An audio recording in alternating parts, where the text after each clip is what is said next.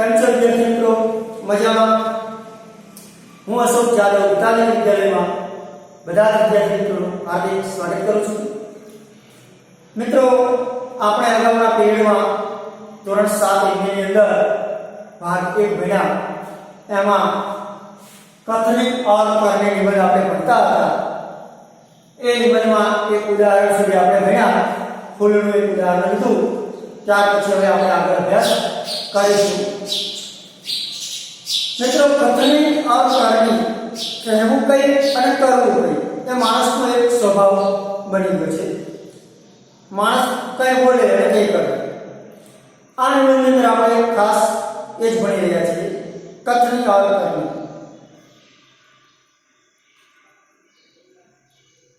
अंदर पाठ में अंदर उदाहरणों आपेला छे, ए उदाहरण मुझे आपणे अभ्यास करवानो छे।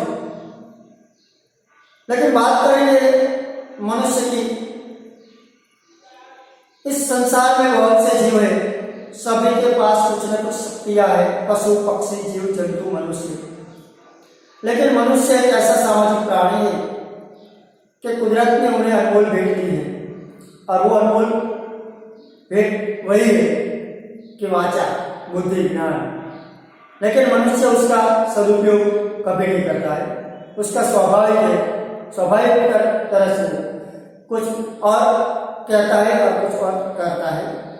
तो इस कटाक्ष भरे व्यंग्य भरे निबंध में हमें कुछ ऐसी सीख मिलती है कि हमेशा सच बोलना चाहिए, झूठ नहीं बोलना चाहिए। हम जो व्यवहार में जो करते हैं वही बोलना चाहिए, लेकिन हम कुछ और बोलते हैं और व्यवहार में कुछ ऐसा ही करते हैं, तो ऐसा नहीं होना चाहिए। हमने एक उदाहरण देखा था। एक आदमी, सज्जन आदमी अपने एक बाग में कतार में फूल के पौधे लगाता है। कुछ दिनों बाद अच्छे अच्छे फूल आ जाते हैं। फिर वो लोग भी टहलने आने लगते हैं। सज्जन व्यक्ति ने बोर्ड टांग दिया कि यहीं से कोई फूल तोड़ना नहीं, फूल तोड़ने की मनाही फरमानी। फिर एक सुबह वो खुद फूल तोड़ने लगता है। किसी ने देख लिया तो वो शर्मा गया और कहने लगा कि मैं तो पूजा के लिए फूल तोड़ रहा हूँ। कहने का तात्पर्य यह है कि जिस व्यक्ति ने फूल तोड़ने की मनाही फरमाई उस व्यक्ति फूल को तोड़ रहा है। ये मनुष्य का सहज स्वभाव है, प्रकृति है कि वो कुछ बोलता है, कुछ और करता है। एक और उदाहरण दीजिए इस पाठ में। बसों में लिखा होता है धूम्रपान करना निषेध। हम देखते हैं रेलवे स्टेशन हो, बस स्टेशन हो, जहाज हो, कोई भी जाहिर क्षेत्र हो, वही ऐसा लिखा होता है कि धूम्रपान करना मना है। तो ये बस का उदाहरण है। तो एक बस में लिखा था कि धूम्रपान करना मना है। निषेध એટલે કે મનાય। ધૂમ્રપાન કરવું મનાય છે, એટલે કે જેમાંથી ધુમાડો નીકળે છે એવું વસ્તુ, ખાસ કરીને બીડી અને સિગરેટ। तो ये वस्तु बस में पीनी नहीं। एक बार यात्रा करते हुए देखा कि एक यात्री ने बीड़ी जलाई और पीने लगा। तो एक वक्त मुसाफर હતો એને બસમાં બીડી સળગાવી અને बीड़ी पीवा लगा। उस समय देखकर कंडक्टर ने कहा, भाई साहब, बस में बीड़ी सिगरेट पीना मना है। कंडक्टर तरत ज એને રોક્યો કે ભાઈ સાહેબ, આ બસ છે, એની અંદર ઘણા બધા મુસાફરો હોય છે, ધૂમ્રપાનથી નુકસાન થાય છે, બીજા લોકોને એલર્જી હોય તો બસમાં બીડી પીવાની મનાઈ છે। उसने जलती बीड़ी खिड़की से बाहर फेंकवा दी। हड़कती बीड़ी बारी के बाद फेंका दी कि फेंकी दो, बस में बीड़ी पीने मनाई है। थोड़ी देर बाद कंडक्टर ड्राइवर के केबिन में जाकर बैठा और थोड़ी बार थी जे कंडक्टरे बीड़ी पीने ना पाड़ी बीड़ी यात्री मुसाफर હતો એની બીડી બારીમાંથી ફેંકાવી દીધી। એ જ કંડક્ટર જે ડ્રાઈવરનું કેબિન હોય છે, બસ ડ્રાઈવર ત્યાંથી બેસી ગયો।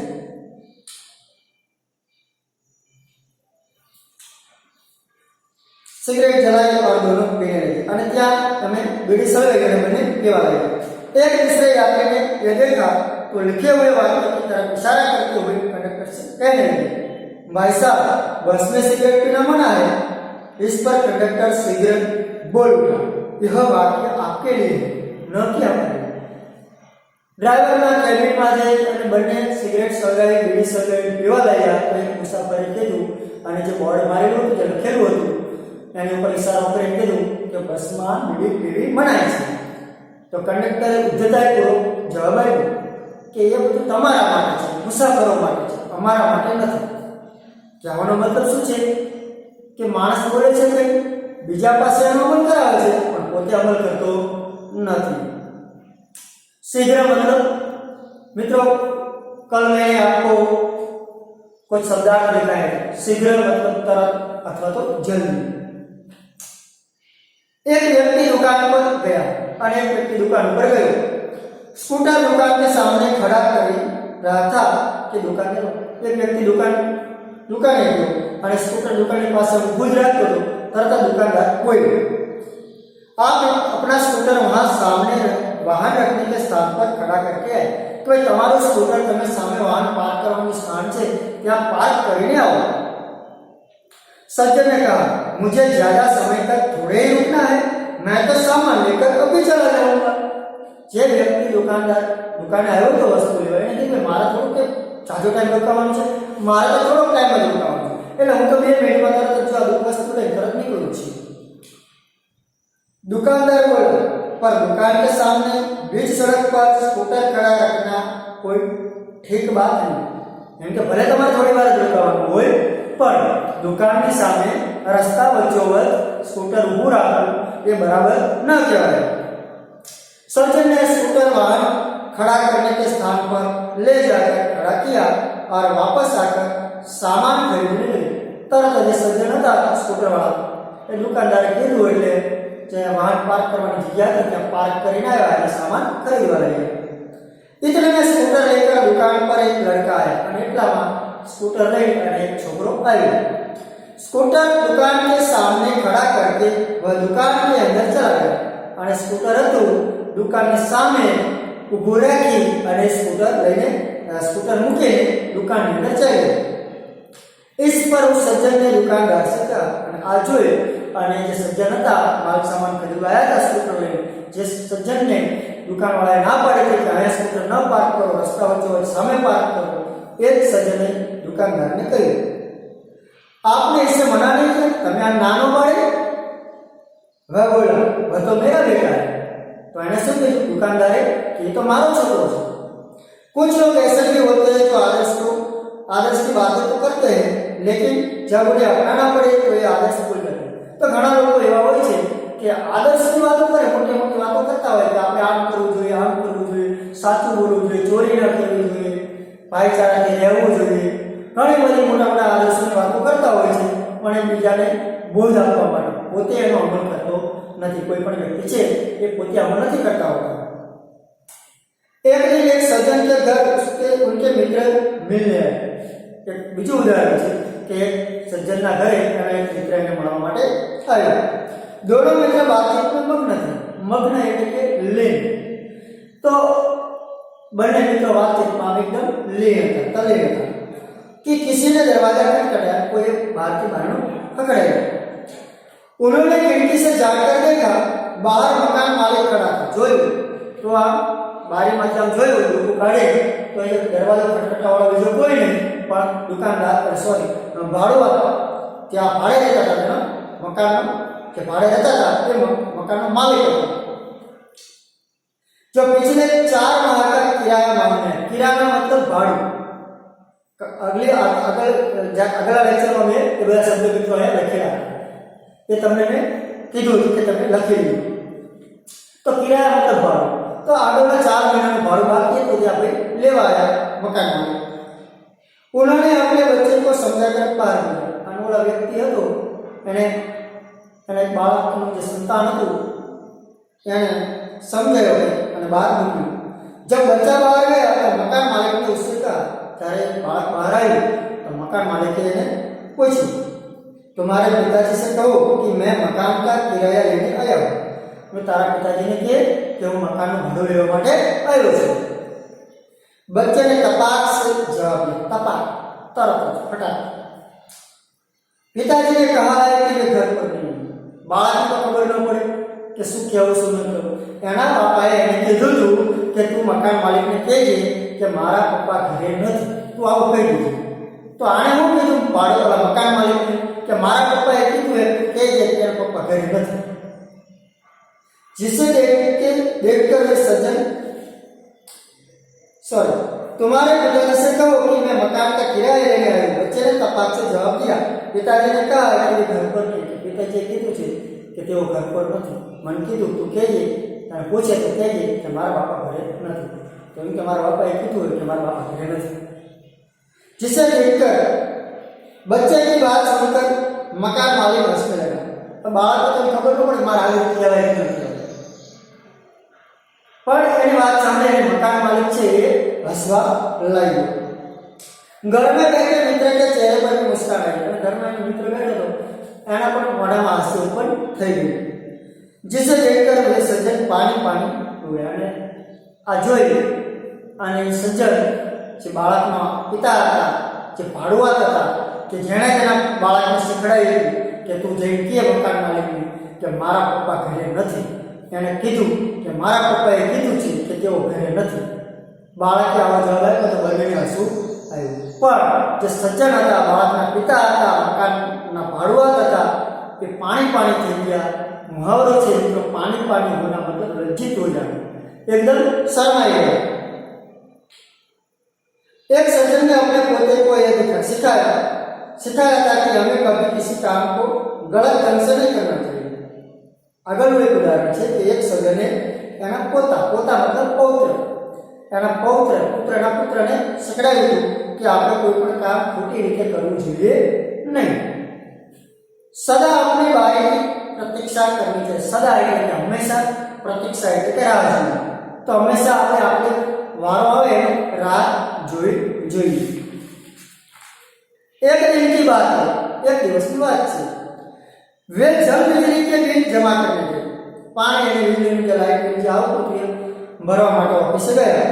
साथ में उनका 8 वर्षीय पोता भी था। જે પૌત્ર હતો એને જે શિખામણ આપતા હતા એ જ પૌત્ર પણ સાથે હતો, 8 વર્ષનો હતો। बिल जमा कराने वालों की लंबी कतार देखकर वे कोई उपाय सोचा। क्या किया बिल भरवा तो लंबी कतार मतलब पंप की लाइन थी लंबी।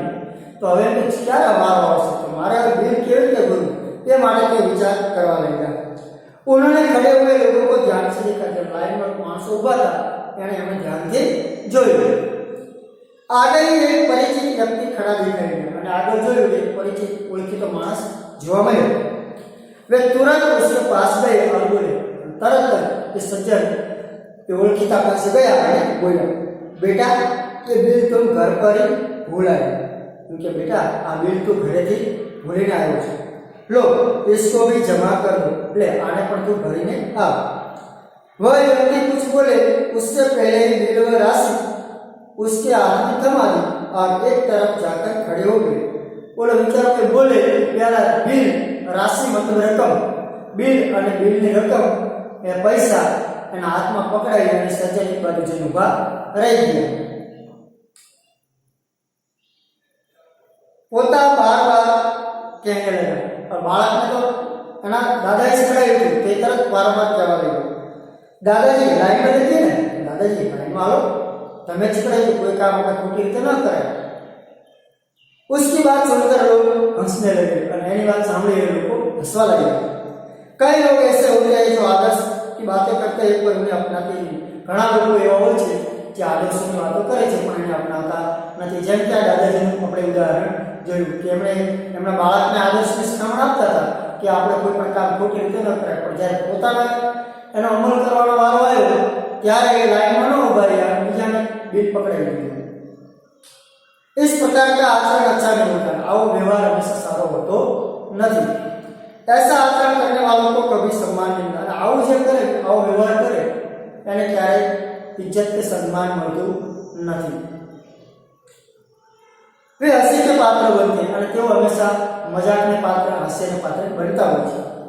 इसलिए हमें कथन और करनी में सदैव समानता रखनी चाहिए। એટલા માટે આપણે આપણા વ્યવહારમાં અને આપણા બોલવામાં એ બંનેમાં આપણે સમાનતા હોય છે, જે આપણે બોલીએ એ જ આપણે કરવું જોઈએ.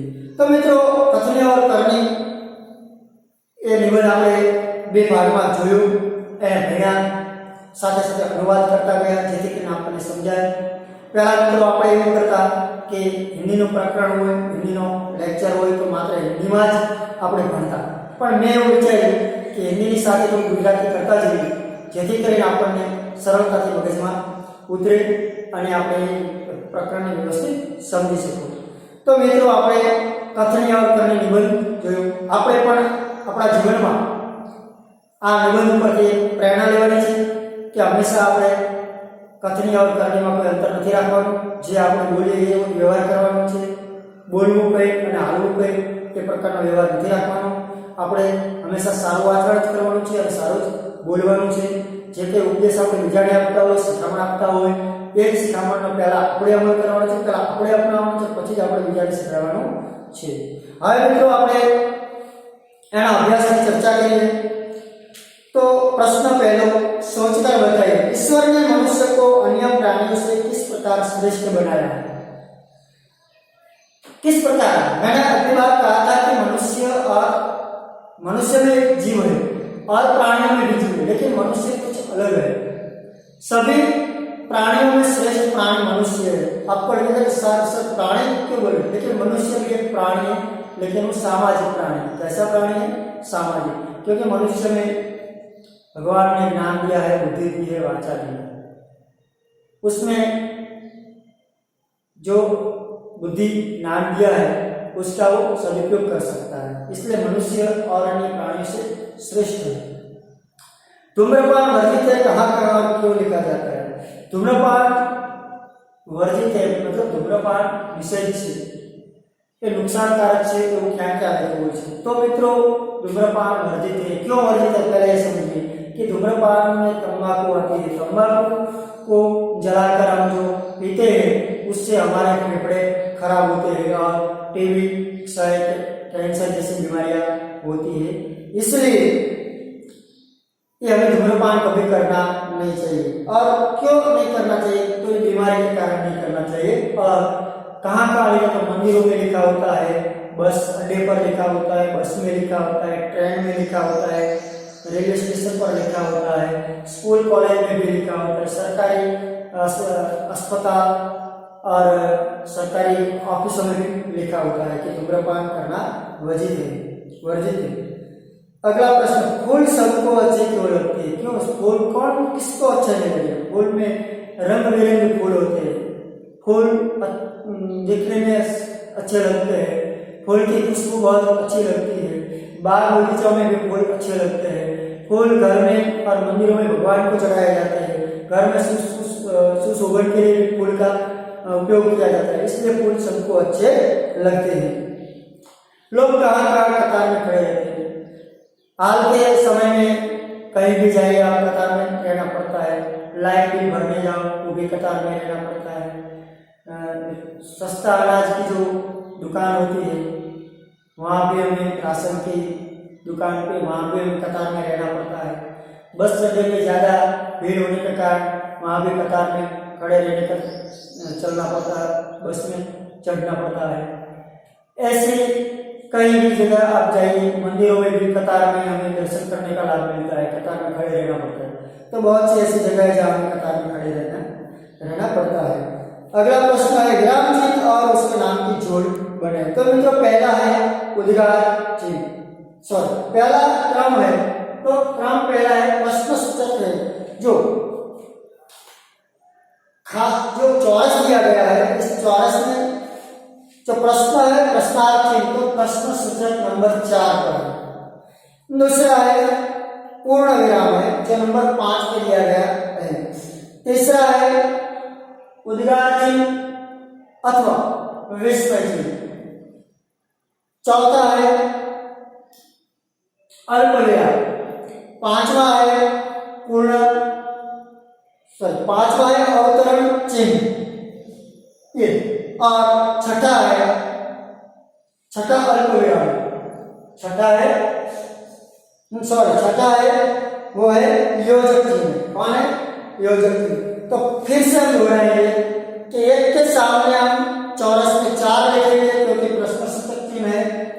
दूसरा, उस चौरस में हम 5 लिखेंगे क्योंकि वो पूर्ण विराम है। तीसरे चौरस में हम 1 लिखेंगे क्योंकि वो विस्मय चिन्ह या उद्गार चिन्ह है। चौथे चौरस में हम 6 लिखेंगे क्योंकि वहां अल्प विराम है। पांचवें चौरस में हम 2 लिखेंगे क्योंकि वो अवतरण चिन्ह है। और छठे चौरस में हम 3 लिखेंगे क्योंकि ये योजक चिन्ह है। अगला प्रश्न देखेंगे मित्रों, वाक्य को पढ़कर उचित विराम चिन्ह का प्रयोग कीजिए। तो फूल तोड़ना मना है, तो ये कौन सा चिन्ह है? तो वो पूर्ण विराम है। अगला, वह कितना सुंदर दृश्य है, तो आश्चर्य का भाव प्रकट होता है, विस्मय का भाव प्रकट, वह कितना सुंदर दृश्य है, तो यह है उद्गार चिन्ह अथवा तो विस्मय चिन्ह। अगला वाक्य बसों में लिखा होता है, अल्प वाक्य अधूरा है, जहां रुकना पड़ता है, पूरा वाक्य पढ़ने से पहले बीच में रुकना पड़ता है तो वहां अल्प विराम आता है। बसों में लिखा होता है, धूम्रपान करना मना है, जिससे अलग दर्शाया जाता है, तो उन्होंने हमने सिंगल इन्वर्टेड कोमा मतलब एक अवतरण चिन्ह में लिखा है, तो ये दोनों चिन्ह है अवतरण। कभी कभी हम 2 का भी प्रयोग कर सकते हैं या 2 अवतरण चिन्ह भी लगाते हैं। और अगला वाक्य है, दारा रात नहीं पड़ती, तो रात और दिन दोनों के बीच में जो चिन्ह है वो योजक चिन्ह है। और लास्ट में है अवतरण सॉरी पूर्ण विराम। और छिला मतलब आखिरी, पौधे बारिश में ही क्यों लगाए गए, तो प्रश्न किया गया है, प्रश्नार्थ क्यों, किस, क्या, क्यों, जब ऐसा समझाते हैं तो वाक्य के अंत में प्रश्नार्थ चिन्ह आता है। तो पौधे बारिश में ही क्यों लगाए जाते हैं, ये प्रश्नसूचक चिन्ह है। अगला मित्रों हम देखेंगे, मनुष्य निम्नलिखित वाक्य में से जातिवाचक संज्ञा के आसपास वर्तुल कीजिए। तो मैंने वर्तुल में यह लिखा है कि मनुष्य अन्य प्राणियों से श्रेष्ठ है। तो मनुष्य एक सामाजिक प्राणी है, अन्य प्राणियों की जाति में वो भी एक प्राणी है, सामाजिक प्राणी, तो मनुष्य जाति वाचक शब्द है। दूसरा, शिल्पा ने 4 पौधे रखे, पौधे वो भी एक जातिवाचक संज्ञा है। अगला, शहर के लोग सुबह शाम टहलने जाते हैं, तो शहर वो भी एक जातिवाचक शब्द है। और आखिर में फूल सबको अच्छे लगते हैं, तो फूल एक जाति है, तो जवाब है फूल। अब मित्रों, कथन और कथन में समानता रखने में मुश्किलें आती है या नहीं, चर्चा की। तो इस स्टूडेंट के सामने जब हम पढ़ेंगे आप आमने सामने, तब अवश्य हम उसकी चर्चा करेंगे, हर एक विद्यार्थी को खड़ा करके पूछेंगे और सवाल करेंगे। चौथा प्रश्न है 5वां, परिच्छेद पढ़कर प्रश्नों के उत्तर दीजिए। तो मित्रों, आप पहले परिच्छेद पढ़े, आप शुद्ध हृदय से इस बात पर विचार करें कि माता मातृभूमि और मातृभाषा का आप गर्भे ऋण है। एक जननी आपको जन्म देती है, एक की गोद में खेल कूद कर और खा पी कर आप पुष्ट होते हैं, और एक आपको अपने भावों को प्रकट करने की शक्ति देकर आपके सांसारिक जीवन को सुखमय बनाती है। जिसका आप पर इतना उपकार है, उसके लिए कुछ करना क्या आपका परम कर्तव्य नहीं है? प्यारे भाइयों, उठो, आलस्य करो, काम करो और अपनी मातृभाषा की सेवा में तत्पर हो जाओ। इस व्रत का पालन करना तलवार की धार पर चलने के समान है। अत्यंत खेद का विषय है कि आज अधिकांश भारतवासी अपनी मातृभाषा की उपेक्षा करते हैं। वे अंग्रेजी बोलकर अपने अहंकार तथा दूषित मनोवृत्ति का परिचय देते हैं। जो अपनी मातृभाषा का तिरस्कार करता है, उसे अभी देशभक्त नहीं कहा जा सकता। तो मित्रों, यहाँ मातृभक्त, माँ मतलब अपनी जन्म देने वाले माँ, मातृभूमि कि जहाँ हमने जन्म लिया है वो भारत भूमि की बात है, और मातृभाषा के जिसका पहला अक्षर, पहला शब्द जिस भाषा में बोलते हैं वो भाषा, तीनों की बात की गई है। एक देशभक्ति की बात इस पैराग्राफ में की गई कि हमें अपनी जननी, अपनी मातृभाषा, अपनी माता का रक्षण करना चाहिए, उसके प्रति हमें वफादार रहना चाहिए, इसकी बात की है। अब हम इसके जो प्रश्न है उस प्रश्न का सवाल जो जवाब है वो ढूंढेंगे। हम पर किस किस का ऋण है? तो मित्रों, हम पर माता, मातृभूमि और मातृभाषा का ऋण है। किस किस का? अपनी माता का, अपनी जननी का, अपनी मातृभूमि का और अपनी मातृभाषा का ऋण है। अगला प्रश्न, माता का ऋण हमें क्यों अदा करना चाहिए? क्योंकि माता ने हमें जन्म दिया है, पाल पोस कर हमें बड़ा किया है और हमारे लिए कई कष्ट सहन किए हुए हैं, इसलिए हमें माता का ऋण अदा करना चाहिए। तीसरा प्रश्न है, किस व्रत का पालन करना अत्यंत कठिन है? तो अपने आलस्य छोड़कर अपनी मातृभाषा की सेवा करना वो बहुत कठिन काम है, जिससे देशभक्त नहीं कहा। किससे देशभक्त नहीं कहा? तो जो व्यक्ति अंग्रेजी बोलता है, अपनी मातृभाषा को भूल जाता है, अंग्रेजी संस्कृति को अपनाता है और अपने मनोवृत्ति का जो परिचय देता है, ऐसे व्यक्ति कभी देशभक्त नहीं कहा जा सकता। आखिर में गद्यांश को उपयुक्त शीर्षक दीजिए। तो इसका शीर्षक तो एक ही बनता है कि सच्चा देशभक्त। सच्चा देशभक्त इसका योग्य उचित शीर्षक है। तो मित्रों, अब बात करेंगे हम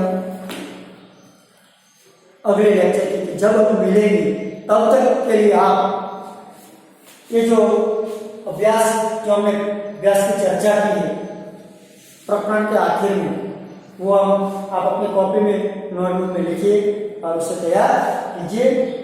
जब हम 14 जुलाई के बाद इस लेसन का होमवर्क जो हम देते हैं, इस होमवर्क को हम एक साथ मंगवाएंगे और उसका निरीक्षण करेंगे। तो मित्रों, आप इस वीडियो को देखते तो होंगे, लेकिन किसी के कमेंट नहीं आते। तो मैं आप सबको सूचना देता हूं कि हर एक विद्यार्थी मित्र इस वीडियो को लाइक करें। शेयर करने की मैं नहीं कहता, लाइक भी नहीं करें, पर कमेंट जरूर करें कि आपको हमारे वीडियो कैसे लगते हैं। अगर आपके कुछ कमेंट आएगी, कुछ सूचनाएं आएगी, आपको कुछ समझ में नहीं आता होगा, ऐसा कुछ प्रश्न है, तो आप कमेंट करेंगे तो हमें चौकस पता चलेगा। अपना जो विद्यालय स्कूल का जो व्हाट्सएप ग्रुप है, इस ग्रुप में भी आप इस ग्रुप में जो नंबर दिए हैं, वो नंबर के जो एडमिन सर है उसको भी आप कॉल कर सकते हैं और मुझे भी कॉल कर सकते हैं। अगर आपको ये हिंदी जो धोरण 7 का मैं पढ़ा रहा हूँ उसको कुछ आपको समझ में नहीं आता, तो चौकस मित्रों आप वीडियो देखेंगे, वीडियो में कमेंट करके आपका रिव्यू बताएंगे। अगली बार मिलेंगे नेक्स्ट लेक्चर में, तब तक बाय बाय।